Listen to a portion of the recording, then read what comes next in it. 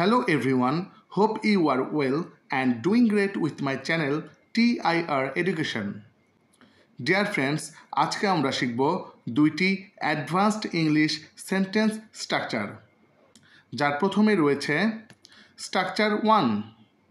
Friends, আমরা এমন ধরনের কথাগুলো প্রায় বলি, যেমন তাতে আমার কি, তাতে আমাদের কি, তাতে তোমার কি। এই ধরনের বাক্যগুলো বলতে হলে এর স্ট্রাকচারটি হবে what does it matter to plus other word plus একটি কোশ্চেন মার্ক। তাতে কি এরূপ বোঝাতে আমরা what does it matter to ব্যবহার করে থাকি। তো চলো কিছু এক্সাম্পল দেখে নেওয়া যাক। তাতে আমার কি, what does it matter to me, what does it matter to me. তাতে আমাদের কি, what does it matter to us, what does it matter to us. তাতে তোমার কি, what does it matter to you, what does it matter to you. তাতে তোমাদের কি, what does it matter to you, what does it matter to you.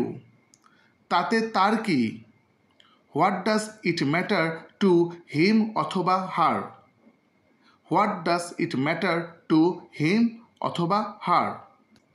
Friends, এরপর চলে যাব আমরা স্ট্রাকচার 2-তে।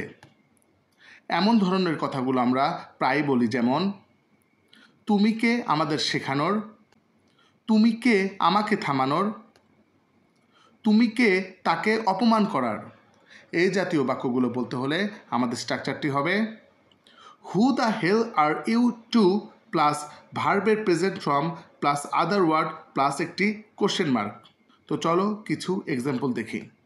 তুমি কে আমাদের শেখানোর, who the hell are you to teach us, who the hell are you to teach us.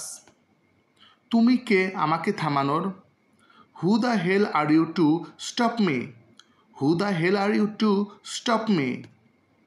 তুমি কে তাকে অপমান করার, who the hell are you to insult him, who the hell are you to insult হিম।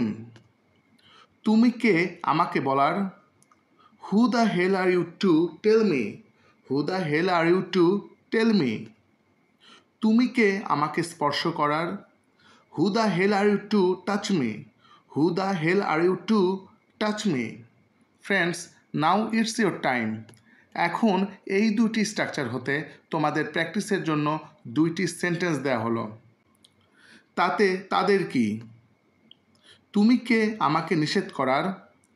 এই দুটি বাক্যের ইংরেজি কী হবে তা তোমরা কমেন্ট করে জানাবে।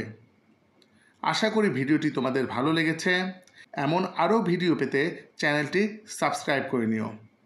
See you in the next video. Goodbye.